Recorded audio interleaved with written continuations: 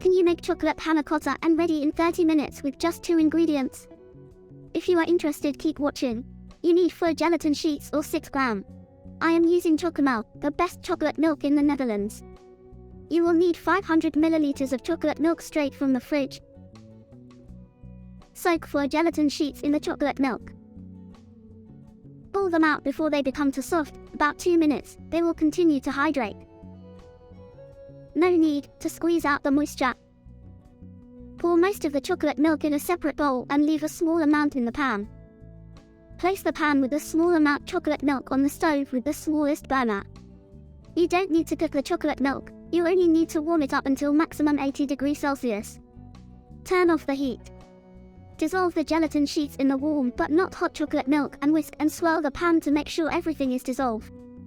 Mix the chocolate milk with completely dissolved gelatin with the rest of the cold chocolate milk.